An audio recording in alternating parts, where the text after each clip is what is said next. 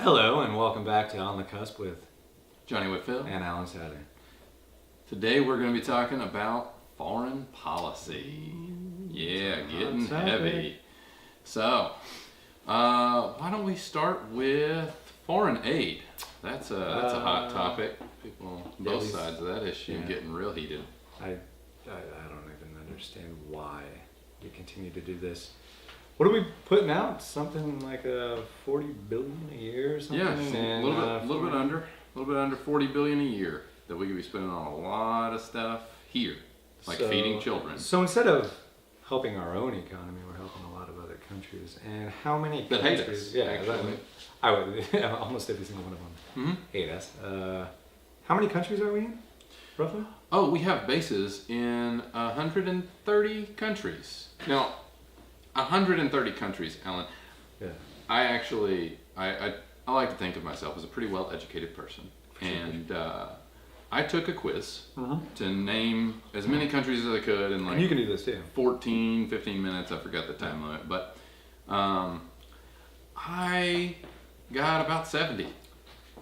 That's almost... Yeah, so I can't even name 130 countries total. I have a college degree, and we have bases in 130 countries. I bet 99 point whatever percent of Americans can't name the countries that we're in. I would venture to agree with that statement. I mean, I don't even think the government can answer that question. They probably don't even know.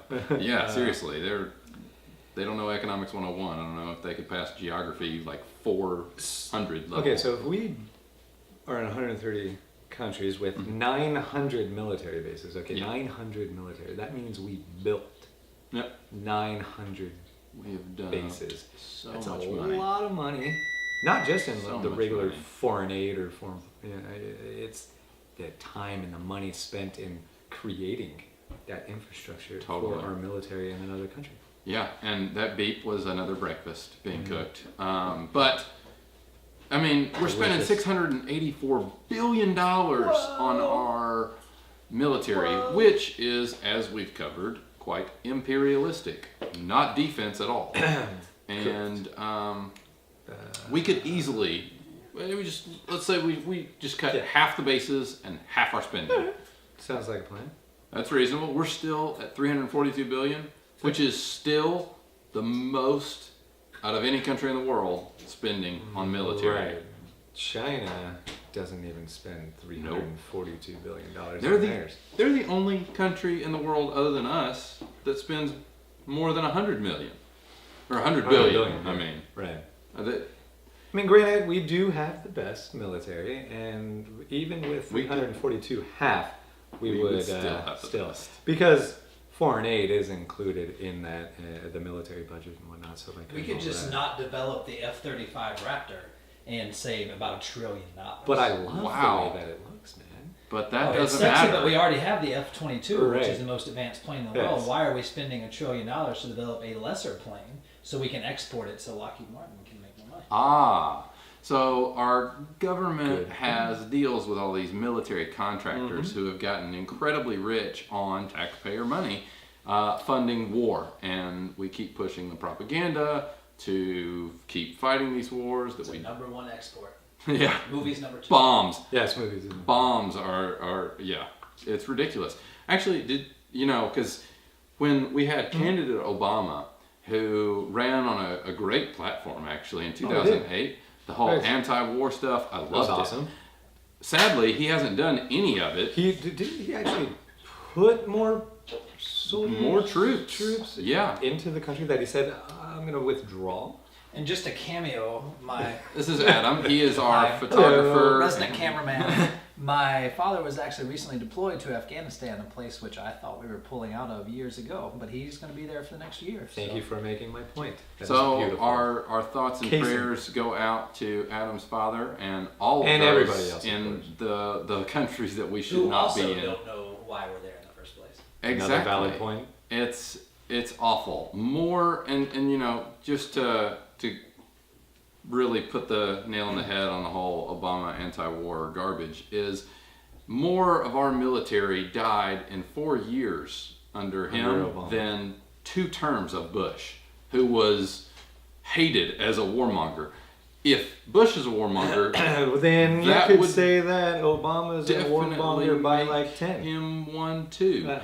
And he bombed more countries in 5 years than Bush did in 8. Mm-hmm. And I don't know the stats on this, but military suicide rates have gone through the roof. Military suicide rates are almost higher, if not higher, than the actual rate of military personnel being killed in action, because you send people on repeat deployments over and over to a war that they have no clue why they're even going to. Yep. Then there's a lot of cognitive dissonance there that has to be dealt with, and you have people committing suicide on drugs, et cetera, et cetera. PTSD, shootings. Oh, that's gone up the roof. Shootings at Fort Hood and ESC. Oh yeah, I mean all of this stuff is happening because we're still fighting a war we never should have started. So I'm not saying that Bush should be off the hook. He certainly shouldn't be, because he sent a bunch of troops over there. But it's absurd for the people who try to defend Obama when he's made it worse. I mean, there's a time and place. Send some people, stand your ground, but there was no call for any of this. No, and it's absurd. And I have to throw this jab out there. Obama winning the Nobel Peace Prize, and he's the biggest warmonger president we've had in I can't. It's unbelievable. So that whole thing's a joke, and I can't take anyone seriously who still supports Obama, knowing all of this stuff about his wars. And Guantanamo Bay, that's still open. He said he was going to close very that. Passionate. I am. No, and I am awful. too. I totally agree. It's absolutely asinine, and he hasn't done one thing that he said he was going to do. It's unreal. And a lot of people made fun of Ron Paul for being isolationist, which is not true. He just believes in defending our country, not invading others. And if we just spent our resources, half, like we talked about, 342, on defending us, we'd be fine. And that's not isolationist, because we'd still be in trade with other countries that don't hate us and want to kill us. And we probably wouldn't have had the terrorist blowback if we hadn't been in their country in the first place. There would have been no fight for terrorism. There wouldn't have been anything on it. It's all unreal bullshit. So this is my shameless plug. We created all of that. Yes, for all of you to go watch anything Ron Paul has said ever. YouTube Ron Paul and watch him talk. Not people talk about him. Watch him talk. The most enlightening and life-changing political stuff you'll see. It's incredible. And yeah, I'm obviously a huge fan.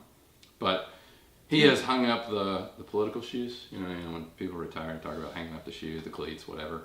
So it's, I'm just hoping that we have some more people like him coming into office and really shake things up. You couldn't have put it in any other better words than that.